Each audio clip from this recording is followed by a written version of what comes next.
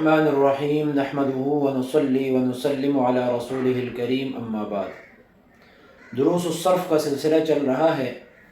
آج کے درس میں ہم اسم مفعول کو بنانے کا طریقہ سیکھیں گے اور اس کے لیے ضابطہ اور قانون پڑھیں گے۔ تو اسم مفعول بنتا ہے مضارع مجہول سے۔ ہر ایک اسم مفعول مضارع مجہول سے بنتا ہے۔ بنانے کا طریقہ یہ ہے، مثال کے طور پر ہم مضروبن کو بناتے ہیں۔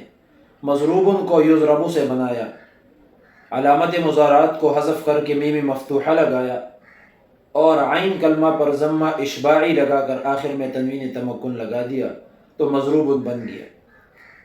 ضمہ اشباعی مطلب ایسا ضمہ جو کھینچ کر پڑھا جانے والا ہو، تو عین کلمہ کے اوپر ضمہ آئے گا اور ساتھ میں واو ساکن آئے گا تو مضروبن بن جائے گا۔ اب آتے ہیں اسم مفعول کے قاعدے کی طرف۔ تو اسم مفعول کے لیے ضابطہ اور قاعدہ یہ ہے، قانون یہ ہے کہ ثلاثی مجرد کا اسم مفعول ہمیشہ مفعول کے وزن پر آئے گا۔ جیسے ضرب یضرب سے مضروب، نصر ینصر سے منصور، فتح یفتح سے مفتوح، علم یعلم سے معلوم۔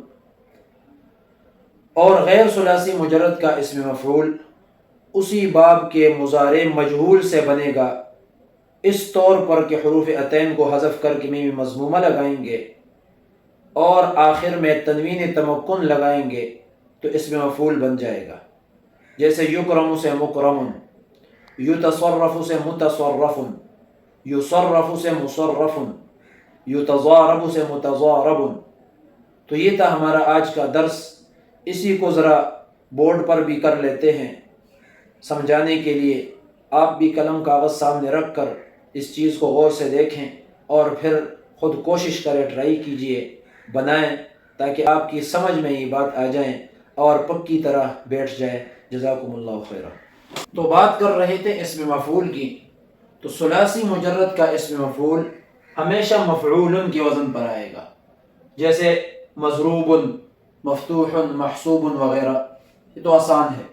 اب اس میں سمجھنے والی بات یہ ہے کہ ہم نے کہا تھا عین کلمے پر ضمہ اشباعی لگا کر، ضمہ اشباعی۔ تو دیکھیے یہ ہمارے پاس مضارع مجہول کا صیغہ ہے یضرب۔ اب ہم اسم مفعول جب اس سے بنائیں گے تو شروع سے حروف عطین کو حذف کریں گے اور اس کی جگہ میم مفتوحہ لگائیں گے تو مضرب ہو گیا۔ اب دوسرا کام ہم یہ کریں گے کہ عین کلمہ کے اوپر سے زبر ہٹا کر پیش لگائیں گے اور ساتھ میں واو ساکن لگائیں گے تو اب اس پیش کو ضمہ اشباعی کہا جائے گا۔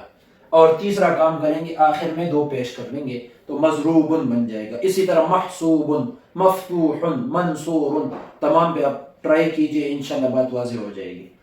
دوسری طرف آتے ہیں کہ غیر ثلاثی مجرد کا اسم مفعول، اس کے لیے آسان ضابطہ ہم نے بنایا ہے اور آسان ترتیب کے ساتھ ہم نے لکھا ہے کہ مضارع مجہول کی شروع سے علامت مضارعات کو حذف کریں گے، جیسے یکرم سے مکرم، یا ہٹا کر میم پیش مو لگائیں گے، یجادل میں یا ہٹا کر میم پیش مو لگا دیں گے، یکتسب میں بھی یا ہٹا کر میم پیش مو لگائیں گے، اور یدحرج رباعی کا صیغہ ہے تو یہ ہٹا کر میم پیش مو لگائیں گے۔ ایک کام ہو گیا۔